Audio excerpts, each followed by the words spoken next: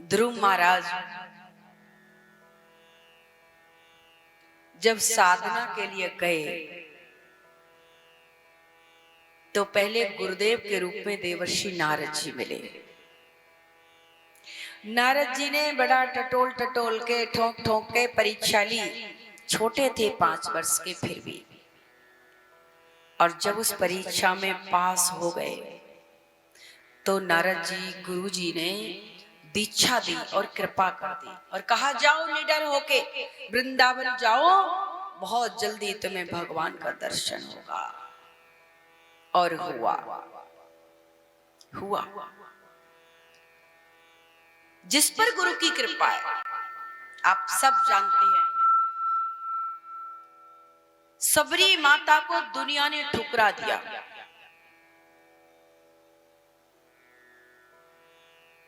बड़े बड़े संतों ने ठुकराया, जो अपने आप को उच्च कोटि का कहते थे उन्होंने ठुकराया।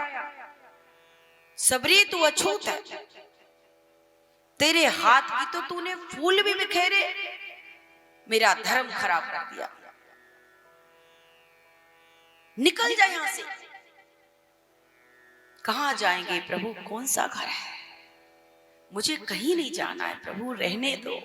मैंने तो सेवा पकड़ ली इसलिए कि मैं कोई भगवान की वैसे सेवा नहीं कर सकती, तो भगवान की सेवा करने वालों की सेवा कर ली तो भी मेरा कल्याण हो जाएगा। इसलिए प्रभु मुझे निकालो मत। सबरी थर थर कांप रही है, मुझे मत निकालो। लेकिन वहां बैठे संत डांट रहे हैं, निकालो इसको, कैसे इसने सेवा कर दी। और उस समय मतंग ऋषि साधना में बैठे थे। इधर सबरी रो रही है, कहां जाए, कराह रही है, व्याकुल है, दुखी है। और उधर अपनी कुटिया में बैठे मतंग ऋषि साधना कर रहे हैं। दिमाग ठनकने लगा, घूमने लगा, कुछ ऐसी वाणी लगी, लगता है किसी भक्त का अपमान हो गया है। मतंग ऋषि आए, बेटा अभी बेटा तो कह ही नहीं पाया, जो सिर पर हाथ फिराया डर गई सबरी मैया।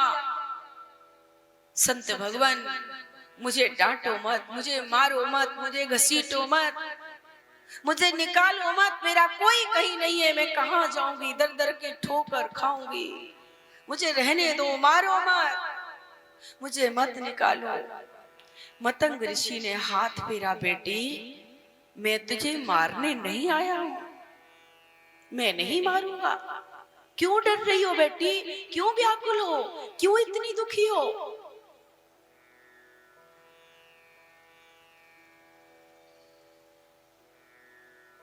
मैं तुम्हें मारने नहीं आया, मैं डराने नहीं आया।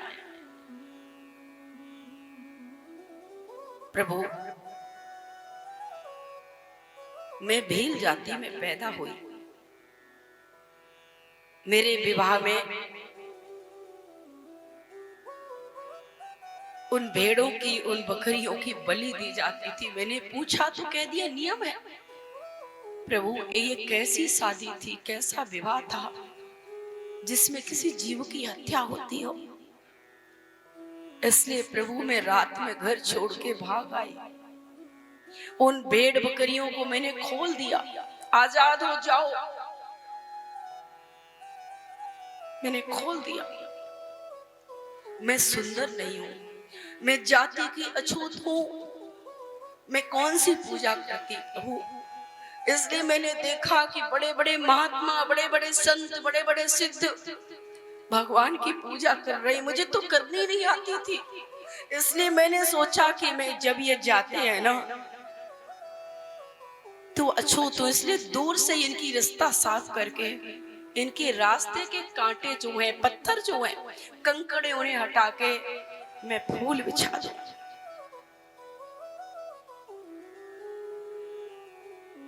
प्रभु नित्य में रास्ता साफ करती थी। यही संत स्नान करने जाते थे कहते थे कोने में छुप जाती थी रास्ता साफ करके। यही संत कहते थे, अरे कौन है, बड़ी सुंदर है, बड़ी अच्छी है, बड़ी सुशील है, कौन है जो इतनी रास्ता साफ करती है भोर में, सामने आओ। एक दिन मैं आ गई सामने, मुझे लगा कि कृपा हो जाएगी। मैं कहा, मैं हूँ प्रभु, जो मुझे देखा तो मुझे लताड़ दिया, तुमने मेरा धर्म खराब कर दिया, नियम खराब कर दिया, तुम अछूत हो, तुम स्त्री हो, मुझसे कहते निकल जाओ। मैं कहाँ जाऊं प्रभु, क्या मुझे कोई रहने का साधन मिलेगा? तब मतंग ऋषि ने कहा, बेटी मत घबराओ, तुम्हें कोई नहीं मारेगा, तुम्हें कोई नहीं निकालेगा, तुम घबराओ मत। पीठ पर हाथ फेरा, सिर पर हाथ फेरा, चलो मेरे साथ। अच्छा प्रभु गुरुदेव, आप मुझे रहने का स्थान देंगे, मुझे सेवा करने देंगे? हाँ बेटी चलो। वो मतंग ऋषि अपनी कुटिया में ले गए। रोज सबरी सेवा करती है कुटिया में, रोज गुरुदेव की सेवा करती है। वर्षों बीत गए। आज गुरुजी की अंतिम अवस्था आई। गुरुजी ने बिठाया, कहा सबरी मेरा समय आ गया है जाने का, अब तुम इस कुटिया को संभालना, तुम आराधना करना प्रभु की। गुरुदेव मैं आपके बिना कैसे रहूंगी? बच्चे बुजुर्ग भी हो जाता है, बड़ा हो जाता है, उम्रदार हो जाता है, तो लगता है कि अब इस फल नहीं देता, पर उसकी छाया के बिना कोई बैठ नहीं सकता। आप मेरे जीवन की छाया है, आपकी छाया बिना गुरुदेव मैं रह नहीं पाऊंगी। सबरी तुझे रहना पड़ेगा, तूने मेरी बहुत सेवा की है सबरी। प्रभु ये जीवन आपने दिया है, आपके बिना कैसे चलेगा गुरुदेव?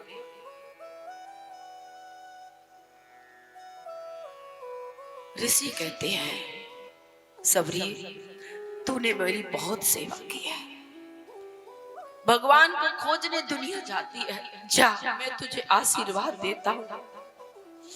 दुनिया भगवान को खोजने जाती है, वही भगवान तेरी भक्ति के कारण, तेरी गुरु निष्ठा के कारण, तेरी गुरु सेवा के कारण, वही भगवान खोजते खोजते तुझे एक दिन तेरे पास आएगा और नंगे पांव आएगा। विश्वास रखना, विश्वास को डगमगाना मत, श्रद्धा रखना सबरी, श्रद्धा रखना। इतना कह करके शरीर छोड़ दिया।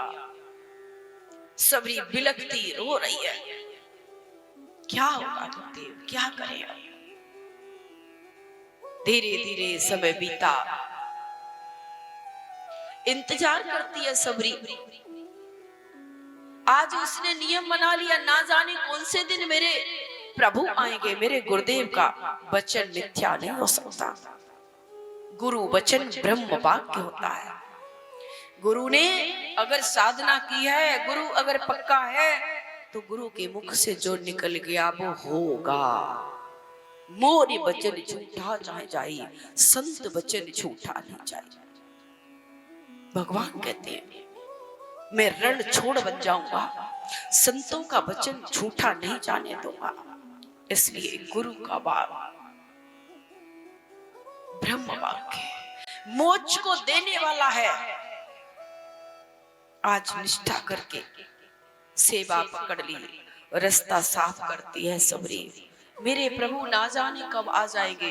शरीर दुर्बल हो गया, युवावस्था चली गई, वृद्धावस्था आ गई। लोगों ने कहा सबरी तेरे गुरु झूठे थे, कहीं भगवान भगवान नहीं आने वाले। अरे उन्हें क्या ज्ञान था, ऐसे ही थे।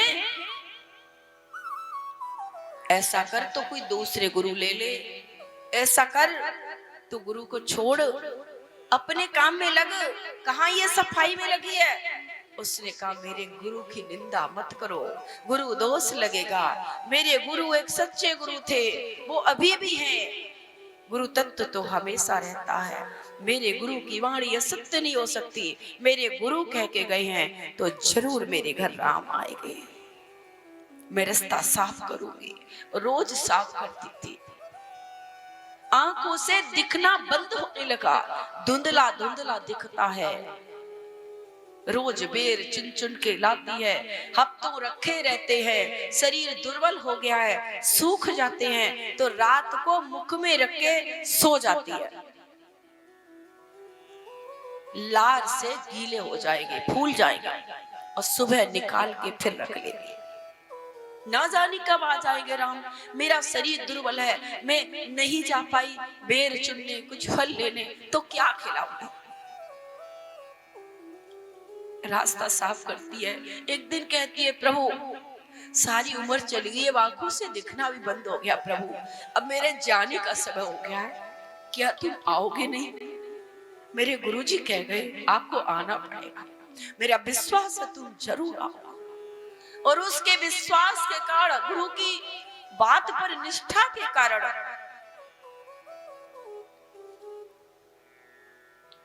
आज राम और लखन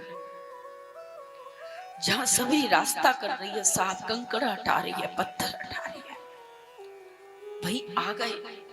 और आए तो सबरी ने दर्शन नहीं किए थे, पहले मुख के दर्शन नहीं किए, पहले स्पर्श चरणों का हुआ। और जो चरणों का स्पर्श हुआ तो सबरी देखती है, कह बैठी आ गए मेरे राम, आ गए। इतने कोमल चरण है, जान गई सबरी ये कोई और नहीं, ये मेरे प्रभु के चरण है। कितना फूट फूट कर रोई प्रेम से, अपने गुरु का धन्यवाद किया। कुटिया में लेके गई है, बिठा लिया, भूल गई, भाव विवल हो गई, प्रेम विहल हो गई कि गुरु के बताए रास्ते पर चलकर आज मेरे घर राम आए, मैं क्या खिलाऊं, खिलाना भी भूल गई। तो भगवान मांगते, आपके घर मांगा जाए ना तो समझना प्रभु की कृपा।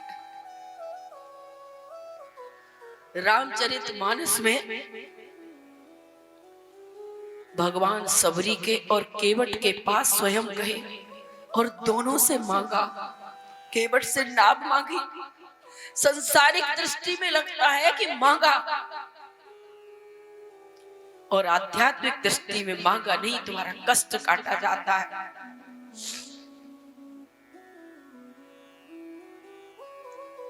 मैया भूख लगी है, कुछ खाने को दे दो। भागवत में आपने सुना, विदुरानी से जाकर के प्रभु ने मांगा, दुर्योधन के 56 प्रकार के भोग छोड़ के विदुरानी से मांगा, जिसके घर में कुछ नहीं है, नौकरी से भी इस्तीफा दे के आ गई विदुर काका, उस घर में जाकर के मांगा।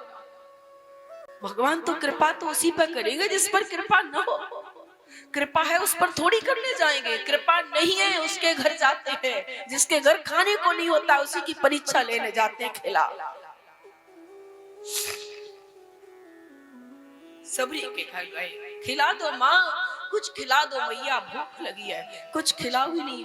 अरे मेरे राम मैं भूल गई, ये बेर खाओ, ये बेर खाओ। वही झूठे जो रात भर मुख में रखे सबरी सो जाती हैं, सुबह उठ करके वो गीले बेर को रख लेती हैं। आज उस बेर को भी चिखती हैं कि ये बेर खट्टा तो नहीं है, कहीं मेरे राम के मुख में गया तो खट्टा मुख हो जाएगा। खिला रही है, प्रभु बड़े चाव से खा रहे हैं, मां सबरी की ओर देख रहे हैं।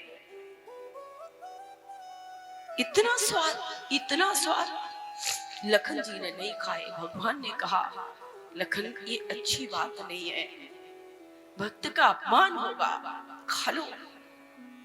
नहीं खाए है, तुम्हारे जीवन में किसी दिन ये बहुत बड़ी सहायक बनकर आएंगे, और वही संजीवन बूटी बन के आए।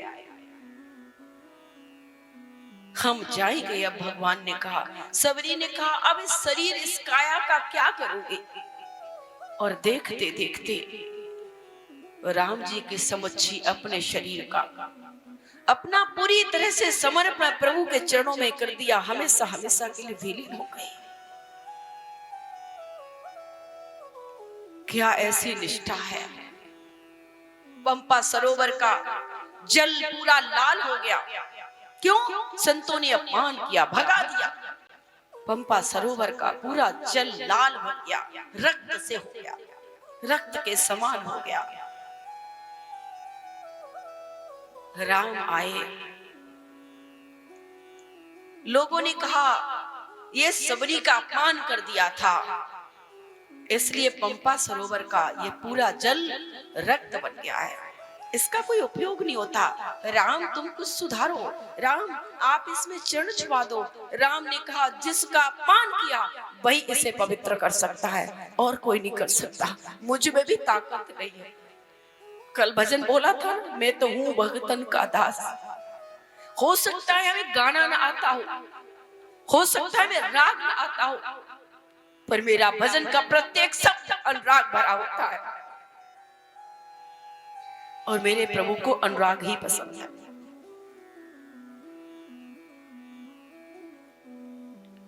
अनुराग ही पसंद है।